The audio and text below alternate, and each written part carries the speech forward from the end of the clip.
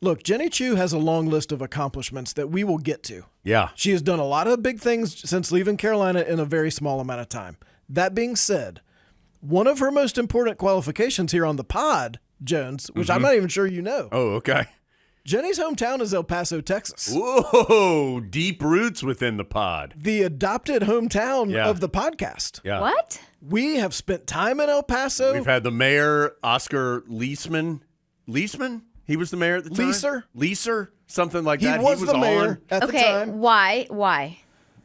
Well, The Tar Heels were going to the Sun Bowl one year, and I have to admit, I personally was not super jazzed about going to the Sun Bowl in El Paso. So we then, as all good journalists do, Jenny, we started doing a little research and realized that actually, in the words of the city itself, El Paso rocks. And so we learned all about El Paso. Adam and I did like a driving tour of El Paso Oh my when we gosh. were out there. I need this episode. We had the mayor was on with us. It was electric. according to the mayor, El Paso really, really rocks. Yeah, double really. Would you Yeah, can agree you with confirm that? this, Jenny? Sure. There are rocks there. Yes, there are rocks in El Paso. There are literal rocks and it rocks, Adam. So Exactly. give us a native's overview of El Paso. Oh, gosh. You know, it's desert. I just took my boyfriend there for the first time this last year. So an outsider's perspective of where I grew up. And I kept saying, you know, it's the desert. It's so different. I love the water. So I live in Miami now. I plan on staying near the water. So I tried to get away from there in terms of the climate. And he thought it was the most beautiful place ever because it's so different, right? When you haven't experienced something like that, it is so beautiful. So I got to see it in a different light than I had previously. And it's special. The people there are very special, very community oriented. And it is a Mexican community, and I'm Mexican. So I grew up in a very unique way because we live on that border town. And then I came to Carolina where there wasn't really Spanish-speaking people that I was around and stuff. So just different culture. And I'm so glad I grew up there because I am who I am now. And I'm happy about that one. Hey, don't know what you got till it's gone, Adam. That's what I've heard. That's what I've heard. So Jenny, tell us a little bit about it, like your career. It's like on a freaking rocket ship. Like, take us through how all of this happened for you so quickly, and tell people what you do. Sorry, give everybody a quick update on what's going on. Okay. Where do we start? So I work for CBS Sports. I cover soccer coverage, football coverage, if you want to call it football, but not American football, not your football. Sure. And I'm on many different shows for our broadcast. We now call it the Golazo Network, which is a soccer-only 24/7 network. And it's amazing. I was on the ground of the 5 first talents of this new project, and it should be amazing when the World Cup comes to the United States, and we already have so many years of experience covering soccer in a big way. Because, as you guys know, basketball, football kind of reign in the United States, and soccer reigns in the rest of the world. So now, being at the forefront of that in the United States is massive. I started here, played soccer for the UNC Women's Soccer Program. I went to the journalism school here, now named the Hussman School of Media and Journalism, and I was part of Sports Extra and all of this stuff, but I refused to be on camera for a long period of time. I had anxiety. I didn't think that I wanted to do that, and I would black out at the time. Lots of things. So at the time, leaving college, I did not want to be on camera. That was not what I wanted to do with life. I went to Australia to play a little bit, some more soccer, came back, and I realized I wanted to just be around the sport. I didn't know exactly what I wanted to do, and I promise you that you can probably find it. I applied to be a mascot. I applied to be anything in the world of soccer, like anything. And I got a internship as a social media intern for the Portland Timbers and Thorns. Mm-hmm. And that was the only paid internship at the time within MLS. So that was the only reason why that was the one I needed. And it kind of aligned with the fact that I already had a big social media presence and I was educated in how to present yourself because I played with the Mexican national team, and there are certain guidelines when you're, part of a program like that. I do that. My first day is their reporter's last day. And she was crying and walked out of the room, and I walked in the room. And they were like, well, we need someone to do stuff. Turns out I have a broadcast journalism degree. I've played soccer at a high level. I'm perfect to do the post-game interviews. Nice. And they just slotted me in. Not my intention, not what I came there to do at all. I created a vlog while I was there, just what I do in my day-to-day life. And From there, I got, within 4 months, my first full-time job at another MLS club. It just all happened very quickly and very unexpectedly. I wasn't trying to force anything. From there, I got a job with Chelsea, the Premier League team, and then CBS. So in a very, very short amount of time, I got picked up pretty quickly, and it was never, me applying for those jobs or trying to be on camera, which is very unique because a lot of people know that that's what they want. I didn't know that in college. I didn't know that more than anything, I kind of fought against it for many years. So when did you get to the point that you weren't like blacking out? When like if the camera was on, you're like, oh my Lord, no. Like when did you get past that? Within the last 2 years. Really? Yeah.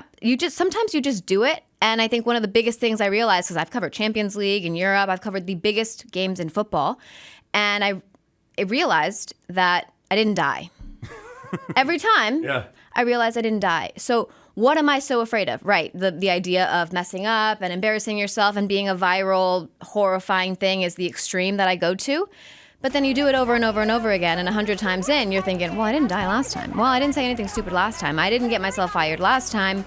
So why am I working myself up to this extreme where I'm blacking out? So then you just get more confident because you don't die and you're actually pretty good.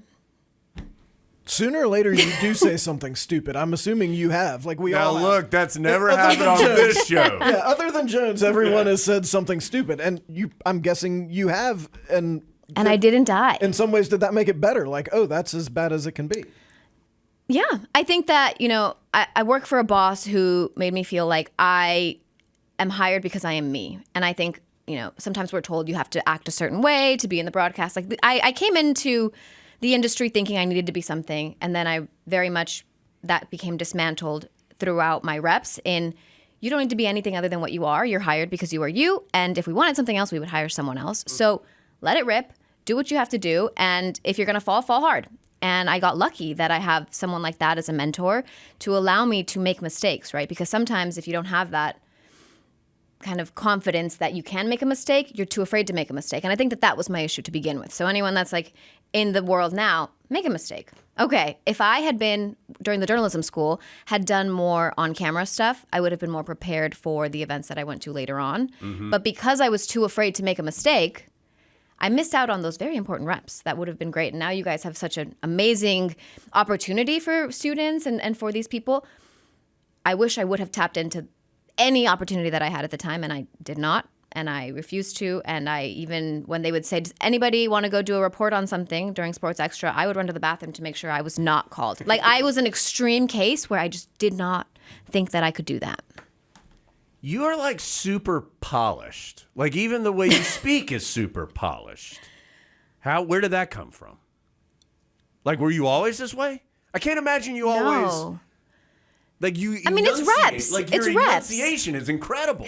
I appreciate that. Maybe that's what they saw in me and put me on camera for. But no, it's all reps. You guys know that. It becomes more natural to speak and to be confident in what you're saying. I'm still a little bit nervous because we don't know each other that well, right? When I'm on a podcast with people I know, you know what's coming, but I don't know what's coming. I don't know what you're going to ask me about. What kind of college pictures you have of me or memories? Like I don't know. So I'm a little nervous. I'm glad you finally brought that up. Since I said it, now you can't. No, I'm just kidding. But I don't know. I think people have told me in the past that what's meant for you will always find you, right? So even though I fought against it so many times, no, I don't want to be on camera. No, I think you should ask someone else. No, I don't want this opportunity. If it's for you, it will find you. And I feel like that's how my life has been. And I feel incredibly grateful for that. Do you enunciate this way when you're just having a conversation like at lunch?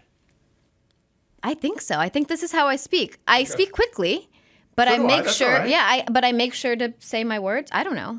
Maybe it's because. So maybe both of my parents are immigrants. Uh-huh. So a lot of the time, especially when I came to UNC, people told me that I mispronounced a lot of words because my parents mispronounced a lot of words, and they would call me out, and I would feel embarrassed. So now I think that my boyfriend is an immigrant, and I correct him all the time, and he thinks it's so annoying. But for me, I was embarrassed that I didn't know how to pronounce things properly. I want to save you that embarrassment. And he doesn't care. He's like, I'm an executive. I'm so educated. It's fine.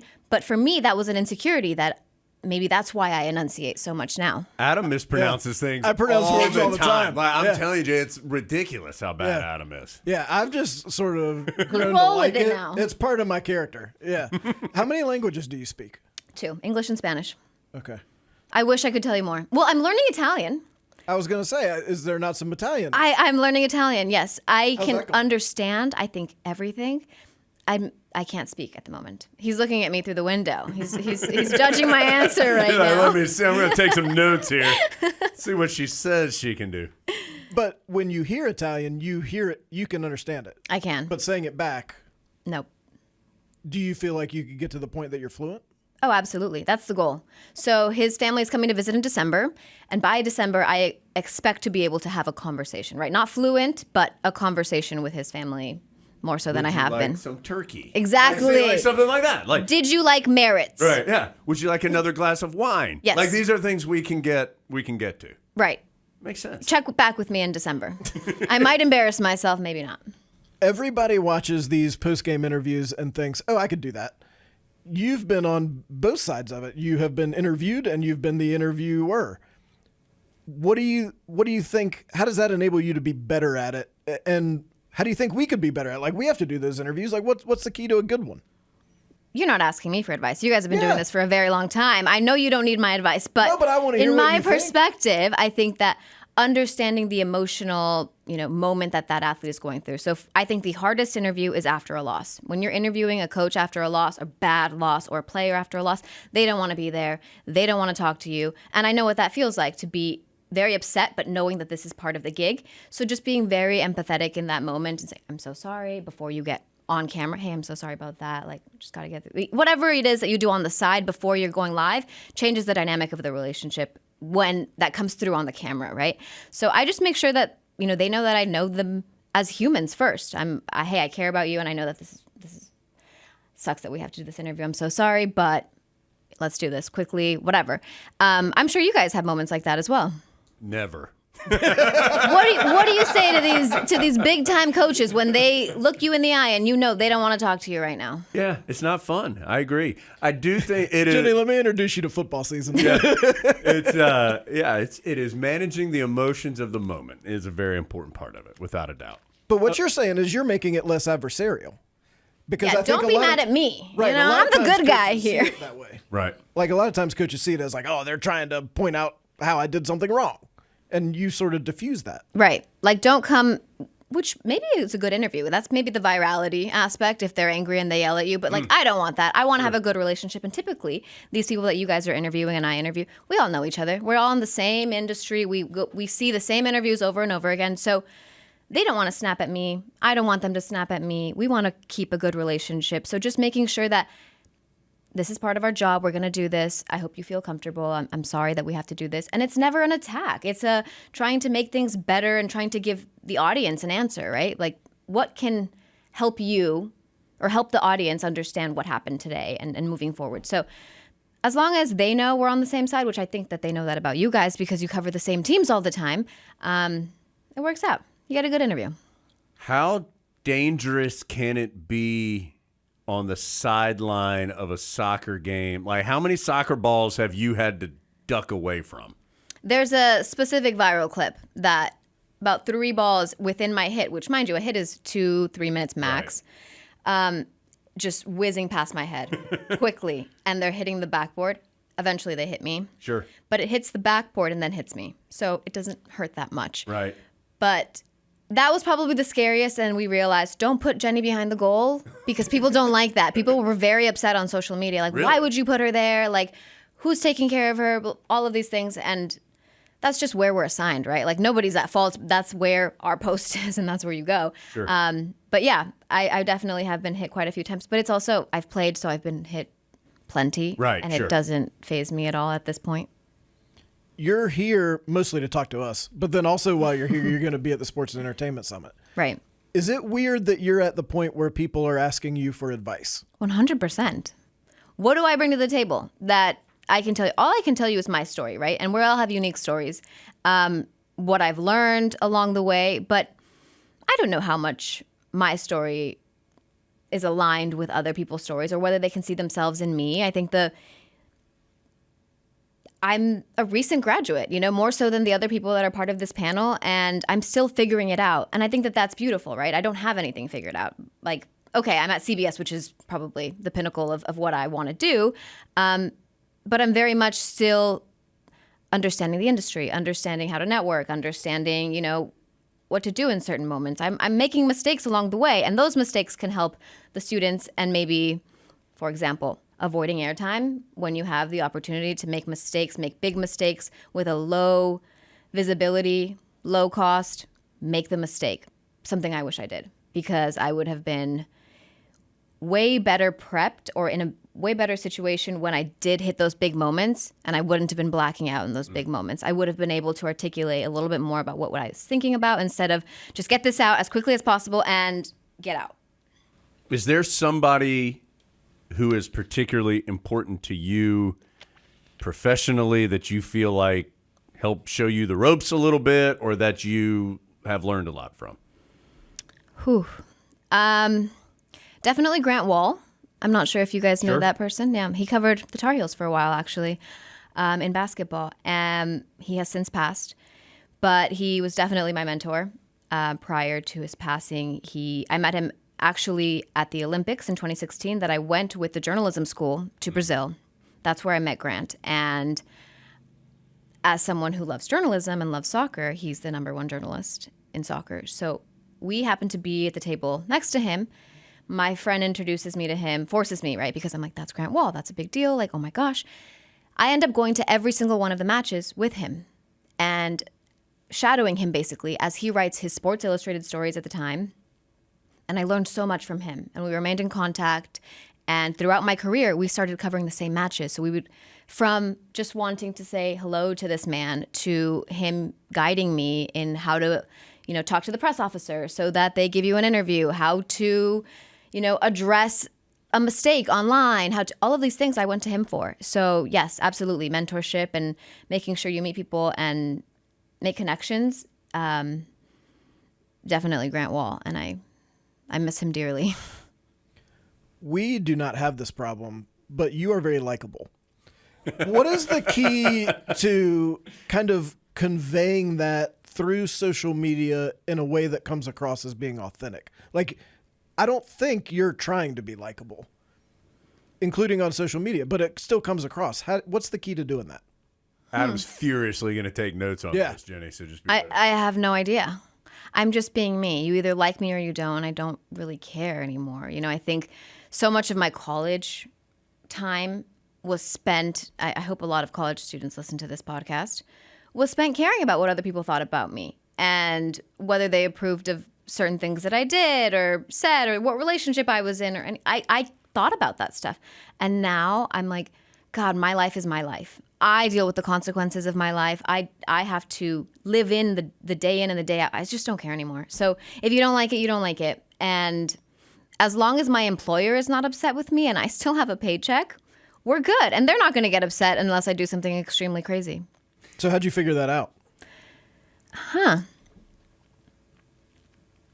How did I figure that out? That they're not going to be mad at me? That you don't have to spend that. It doesn't matter that you don't have energy. That energy caring what other people say isn't energy well spent. I'm sure I learned it in a lot of different ways. I don't know if I can pin down. When did you learn that? You had to I'm have. I'm still working on it. Yeah. Every night I'm up. Jen sends me notes on every show. Read them through. Like, oh, you really botched this. No, stop it. No, how do you get over it? Because we all have different moments when we recognize. Because I think everyone does eventually come to it, right? It depends on where in our journey we come to it. I got great news. Nobody's ever said anything but nice things about me, so I'm in great. I'm in great shape there, Jenny. This is a classic. Jenny has thrown the Uno reverse card. Why won't you answer? Why she's speaking at the Why won't you answer it? I don't have a reason. I'm not answering. I don't have a great answer either. I just think at some point you do become comfortable enough with who you are and what you're doing that there are some people that you know what? Mac Brown actually has a great answer for this that I think he's right on. He says, don't worry about what people say unless that is someone who you would ask for advice. So, there are people who I would certainly ask advice from that I would be interested in their answer to and am seeking their opinion. But if this person who says that you suck or that shirt is ugly or whatever, like, why do I care? Like, I wouldn't ask that person for advice about anything else. So why would I care what they think about this? I guess that would be my best answer. I would think too, like, how do you avoid the weirdos? I would think as a female online who you're living, you have to live your life out there in front of people and online. How do you make sure the weirdos aren't in there? Or how do you avoid the weirdos? I block. Just block the heck out of it. If you make me feel uncomfortable, I block you. But why would I allow myself to see that? If it upsets me, I don't need to see that. I don't need you to ruin my day. You're a random person, like you said, that I don't care about your opinion for. I have, I think, 1,000 people blocked on Instagram because if you creep me out, right, you shouldn't have access to me. I don't need access to you. I don't care what you're doing. You want access to me, and I will now revoke that from you if you creep me out or bother me or accost me in any way or whatever. Yeah. You have 1,000 people blocked on Instagram? I think so. We can check. That's a lot of people. I mean, like the first one you got was probably a little different than the 1,000th. I would think the first 10 weirdos were tough because did you not wonder, like, oh, is it supposed to be like this? I'm very lucky that I have my older brother who also graduated from UNC. That when it does bother me, I go to him and I tell him this happened. I screenshotted. Yeah, you know how many exactly. I like it. You know how many? So when I was announced, the worst time it ever happened was I was announced as the Chelsea host for what is it, Chelsea USA? I don't even remember. So I did a video a week for Chelsea. I would cover their matches, the men's and the women's, and anything else that happened in the Premier League. I would wrap it up in a video, edit, send it out. These people had never seen me before, and I am a unique-looking individual. There were, high thousands, not 1,000, high thousands of comments on that first video. And a lot of them were the most inappropriate, gross thing I had ever seen. Like the most vile comments you could ever say about a person. Like, there. And I went through and I read them all because at that point I cared about whether people liked me or not. Because it's true that likability matters when you're on camera to a certain extent, right? When you're at a certain level, it doesn't matter whether you're likable or not, you're famous. But to be famous, you kind of have to be, people want to hear you speak, at least. That was a very hard moment. And I think I cried like multiple times seeing this. Like, I bring so much to the table. I played, I went to broadcast journalism school. I work so hard on these videos, and you have sexualized me and put me down to that. I was very offended. And my brother was like, the people that do that, like, you would never do that. You would never go and comment something negative or something sexual or any of these things to anybody else. So why do you care about people that would do that? Like, those are people that are in their basement, like, being weirdos, because normal people don't do that. Normal people don't spew hate online or sexualize random people just doing their job. Like, it's not like I was naked. I was full. Sure. I was wearing a quarter zip all the way to the tip of my chin. I can show you the video. Full long sleeve. And somehow they wanted to bathe in my bath water and they wanted to drink it, and it was insanity. So yeah, sorry, I went off on a tangent there, but the first few were very extreme and gross, and now I'm just like, those people are weird. Right. Bless them. Well, but even today, like, you still have to be conscious of that in a way that I think we don't think about. Like, even before we did this, you were like, well, I'm gonna class it up a little. We don't ever really think about that. I don't. I never think about classing anything up, Adam. But that's why we need Jenny here to class it up in here. Yeah. But I get your point. No, like, it's something that you have to be aware of at all times, I'm guessing. That Adam and I and some people don't. Yes, but it's so normal to me now. I don't even know how to tell you how to do it or what I have to think of, because I've always been me. So I've always had to deal with this stuff, and it's kind of more natural now. And now I have a boyfriend, so it kind of like wards off some of the weirdos. And I'm very public about my boyfriend, so I think that they're like, okay, Fine. We'll leave you alone. I did have a shot, but now I don't. The list of bros that are coming after you. You got brother, boyfriend. Yeah. Adam and I are on the list now, so watch out. We're coming for you. Let's go back to Carolina. What was your time like here as a player? How did that affect you? How has that helped you as you move forward? I'm so glad you asked because I've never talked about this. Your girl is not a starter. You can pull up my stats, okay?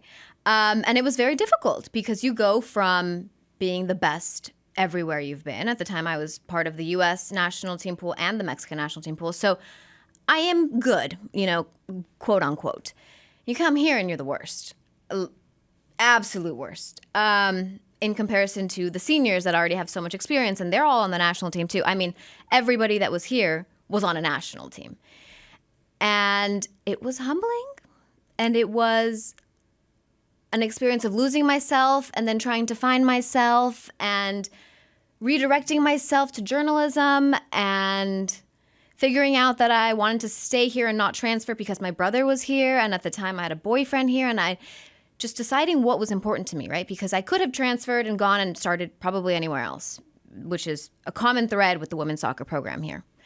And I stayed. And it was a choice I made that soccer wasn't going to be the number one thing. It was one of my things, but I needed to figure out what else mattered to me. And that is probably the biggest thing that happened to me in college. And I think I put myself on a trajectory to have accomplished so much in such a short time because I was able to make that mental switch. I think that a lot of my teammates that were maybe more successful than me on the field, no, they were all more successful than me on the field, that were more successful than me on the field, they had that exact phase of, the identity shift from just athlete to, I don't know, quote unquote, real world business a little bit later than I did, or years after I did. And they struggled and I had to help them through. I already went through this in college. While you guys were living your best moment, I had to re-identify myself as, sister, journalist, friend, in a way that they hadn't yet. Does that make sense? Yeah. When you live in the national and international soccer world, what kind of cred does I Played at Carolina establish? It does, actually. So international, like Champions League is one of the biggest things I've covered. They probably have no idea, like zero idea. But anything in the United States, so for example, I cover a lot of women's soccer. And everyone in women's soccer knows, oh, you went to UNC, that's immediate respect. And you guys know that because you know what UNC women's soccer means. But it carries, right? Because college soccer is one thing, but it carries. And there's so many different players that are previously Tar Heels, or I guess still Tar Heels, that it makes an easy connection with different pro teams. Okay, Brianna Pinto plays for the North Carolina Courage. I see her at games. She sees me. We say hello to each other. That then opens the door for me to meet all of her teammates and allows me to get a better interview post-game because I am one of them. They know me. I'm good. I am qualified to be doing this interview because I've been in their shoes. Maybe not at the pro level that they are, but I understand the dynamic and I respect what they do. You said earlier you were talking about at some point people get famous, but to get there they have to be likable, I think, or something along that line. Do you feel like you're famous? And if not, do you want to be famous? Fame. No one will ever recognize me that is not in the soccer world. But if I walk into a soccer-specific place, I'm famous in the soccer-specific niche that is, right? Which is not big in the United States. But I think that, do I want to be famous? Is that validating in some way? I think it used to be, but I have, again, redirected and reshifted, and life is an ever-evolving process, right? So I had that whole coming to who am I, what is my identity in college, but I'm also working that as well now when the career and the family, decisions are being made. I was in Connecticut for CBS Golazo Network, and I was very much, we were long distance, my boyfriend and I, because I was in Miami prior to the launch in Connecticut. And it was an idea of what matters to me right now. Is it yes, I'm going to be number one in what I do, but I'm going to lose my partner that I want to marry and have kids with, potentially, or can I have both? And I'm in this unique position where I can now have both. I live in Miami. I still work for CBS Sports, and that restructuring in my mind has made it seem, or has made me realize that the fame is not what I'm searching for, right? It was never that, because I didn't want to be on camera. I didn't want to be a person. That's not, a lot of people are driven by exactly that, but that was never my case. I was always just accidentally in the right place at the right time and forced into it. If you go back to when I was an intern, I would beg them not to force me to do the interviews. Like, that's not what I wanted. But now I want to host a World Cup. I want to be, the biggest thing in a World Cup in this country, because that is the pinnacle of my sport. But I recognize that that's not what drives me, right? The idea of having a good home life, a happy life with my partner, and potentially kids and a family and friends is what now drives me, while still being able to strive for greatness in my career. So do I want to be famous? I want to be famous enough to cover a World Cup in our country, and then I'm good to just go into the shadows. That would be great for me. Do you really think you could go into the shadows? Like, if you host a World Cup, then they're going to be like, oh, Jenny, you did a great job. The next World Cup's coming up, and it's international. We'd love to have you go do that. You're going to say, no, I'm going into the shadows. I'm going back to be the mascot for the Portland Thorns. What even is the mascot? I mean, what do you wear? That's great. That's great. There's no way that they could have made me the mascot of the Portland Timbers and Thorns, because it's a big lumberjack. Oh, yeah. I don't see that. It doesn't work. Sure you're the part. You guys might. If we could combine the two of you as a human. Look, there's a lot of things that could happen if Adam and I combine. That might work. I forgot the question, sorry. Do you really think, like, if you could host a World Cup and then step back and be done, do you legitimately think you'd be happy? You don't know until you get there, huh? No, I think that I am always driven by being a career woman, but I still want to have both. And I think that, one of the biggest realizations I've had being in this industry is I meet a lot of women in their mid-40s who were so just single eye pointed at being the best at what they were doing. They didn't have the family, they didn't have the kids, and they look to me and they have regrets. And so many of them have talked to me about it that I just don't want to do that. So I think that that's my restructuring is, okay, you want both. And right now, women have a clock. I have a clock as a woman that I need to recognize that and make the right choices right now. Well, you didn't know. We're bring the heat on this interview today. You wanted to get real personal? We can talk about when I was playing with Anson. It'll be hilarious. It'll be a great interview. Well, here's the problem. Part of what makes Jenny likable is you feel like you can ask her anything, and she'll tell you. Yeah. I'm very okay with answering anything you ask me. Do you feel the same way when you're asking someone else a question? Like, is it hard when you know you've got to ask somebody a question who just made a terrible mistake? Do you feel comfortable going, well, you just made a terrible mistake. Why'd you do that? Yes, because I think that you can feel the warmth and you can feel that you're not trying to get me. I think that I also convey that when I'm interviewing people. I'm not trying to get you. There's not a gotcha moment. We're here together. And you're making me feel that way, so I'll tell you whatever you want. Go ahead. All right, you got any stock tips? Okay, what's next? What's immediately next for you? Where, like, if people are like, you know what? I really enjoyed this conversation with Jenny. I'd like to check her out on TV more often. Like, how can people see you? What's coming up next for you? Beautiful. I'm actually doing an interview with Crystal Dunn, also former Tar Heel. She was a senior when I was a freshman. That social media piece is I'm filming in New York right when I get back home. So I go back to Miami and then I go to New York. And then the next week I go to Austin to cover the U.S. men's national team against Panama. That will be... We now are under Mauricio Pochettino, new manager for the U.S. men's national team. It's a big deal because we are hosting this World Cup in 2026. So I'll be at that match. And then I'm doing the NWSL Summer Cup, Liga MX Summer Cup. That is in October as well. So I just cover a lot of soccer matches, and I fly around wherever there's a match to be covered.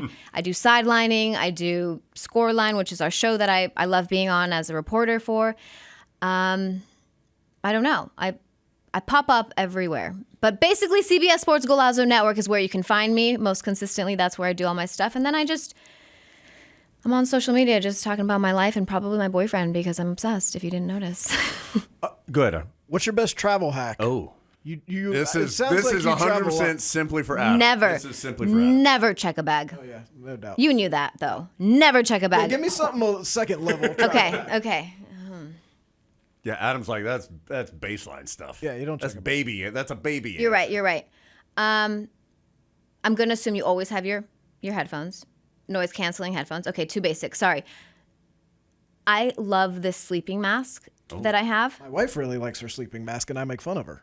Oh, why? Because I'm mean. I'm not as nice as you. Are you mean? I'm not getting that vibe. I feel very nice energy coming this way. Jen's, clip that. Yeah. I feel like this is the persona that you act on as on camera. You act like you're a little bit meaner, but meeting you, you're very kind. There's warmth coming this way. I feel great about you.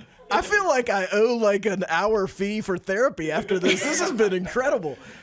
We all play a character. So sleep mask, you're in. Oh my gosh. Yeah, but the one that I have, I can't even remember the name of the brand. It doesn't cover your eyelashes because your eyes are supposed to move and flicker. Yeah, got to get some rim going on. Exactly. So there's some space. So there's cushions around the eyeballs so that you have space for your eyelashes to move and stuff because that's very good for you. So yours is even weirder looking than my wife's, is what it Maybe. sounds like. I think I look great in a sleeping mask. Okay. Most people do. I got one more question. Yes. And then, And then I can ask you questions? sure. Yeah, I'm ready. Okay. I want to get invested in the men's national team. I want to. Oof. But it's like they let me down so often, which I'm never used to with the team that I'm Yeah. So Okay. it's like I want to like get really excited and get involved and not just be the dude who shows up in the World Cup and like, hey, yeah, USA. I want to get invested. Mm-hmm. Is it time? Is now the time that it's gonna happen that I can feel good about getting invested? Gosh. Well, the roster was released yesterday. Mm-hmm. I don't feel great about it. Okay. Just being real. Full Look, this is transparency, real I talk. don't feel great about it. Because I understand what a World Cup is, and I've watched so many World Cups, and the level of player that you want is much higher. I would say that, like, at the local levels, at MLS, a Premier League team, a Bundesliga team, a Serie A team, that kind of investment will then make you a U.S. men's national team fan, right? You go and become, he's going to kill me for this one, but you go and become an AC Milan fan because Christian Pulisic plays for AC Milan, and you follow that week to week.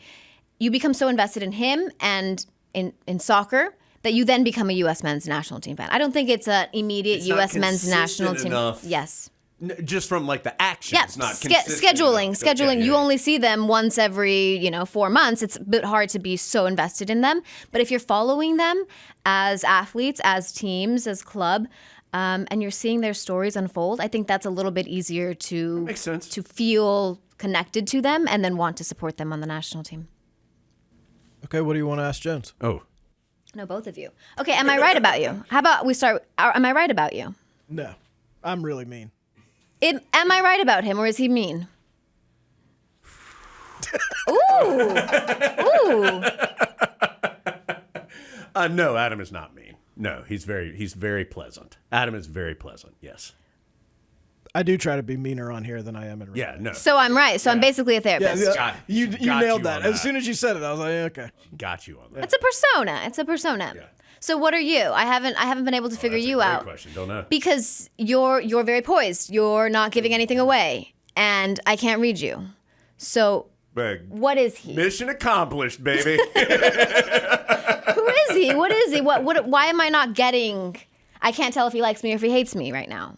You know? Yeah, that's what got to keep you guessing. I mean, keep you on your toes, Jenny. Exactly. He's always been the more professional half Yeah. Yeah. because that's his job. Like, it's his job to be that face of Carolina athletics, and you have to have a certain poise to pull that off. I mean, look at this, Jenny. This is what they want. This is what the That's people the want face. right here. That's the face. That laugh is incredibly memorable. Oh. And the laugh is the likable part. more than anything else, right? More than the actual person. I would agree with that. You know, everything else, I'm not saying the rest is unlikable. I'm saying that the laugh is like, it carries, you know? I would come back to listen to who can make you laugh. Yeah. Okay, last thing. I've said that a couple times. I feel like you are someone who could give us something cool for the room in here. Like, do you have something cool you can give us? Look at all the stuff we have. Like right now? No. Just, I mean, it doesn't have to In give general. us your phone. Give us your phone. I'm Give us your purse. I didn't come with much. We're actually mugging you, Jenny. No. Okay. Like, I feel like you would have something cool that we could display in here. Look at all the stuff that we have. I know, Some of it's very but it's very Carolina oriented. Well, it doesn't have to be. We're willing to expand our We will have horizons we'll take throughout the world. I just feel like you would have something cool for us. Yeah, it's definitely not baby blue, probably. That's fine. That's okay. I would rather not be red. Okay, no red. I mean, I'm a big jersey collector. I'm not sure if you guys have seen my series on social media. Right where I style I have a cookout soccer jersey, for goodness jerseys. sake. I will send you a very great jersey, and I'll try to get it signed. A contract for this, Jenny. I'm about to write this down. I'll find a really. Are you a fan of anything? I can make anything happen. Are you a fan of any soccer team? I like Man City. How about that? Okay. And it's Carolina Blue. It is Carolina blue. All right, I thought you were gonna get a different color in here, but nope. All right, look. What about All right, you? Jenny, you're signing the sticky note. got it. Jenny will send us a jersey. I absolutely will. You got to tell me what kind of jersey you want. This is a binding contract that we're going on. Look at that. Today, 9, 8, 10. Today it's 10-3, 24. Beautiful. All right, there we go. Don't sell it. There we go. Did you tell me what you want? Team, anything. U.S. Look, men's I'm national part of the team. podcast team. That's a podcast jersey. Look it over here. This is going to be our IOU. Okay. Right there. You got it. I promise to send a jersey. I'll think of something really cool. Yep. If you don't have a team yet, he'll sell you on Inter Milan. If he'll say it like that, I'll cheer for anybody that says it like that. Jenny, I've got exciting news for you. You are going to be in consideration for a potty. Yeah, but just turn around and gaze at what you might win, because I think you've got a chance. Oh, this? Yeah, biggest honor we have. They used to be the Golden Geese, but they stopped selling those, so we had to go to the microphone. Yeah. But that's what the award. Every year, top interview in 4 different categories. I think you got a chance. Oh, wow. But I don't even have any really great UNC stories besides the fact Doesn't that have I to sat be. on the bench. Yeah. One of our most recent winners didn't even go to UNC, had nothing to do with UNC. Yeah, And just talked about being in the Secret Service all the time. Yeah. So you're good to cool. go. Okay. Jenny, appreciate you joining Well, now I expect an award. Make it happen. You hear that, voters? Yeah. I that's right. expect an award, everybody.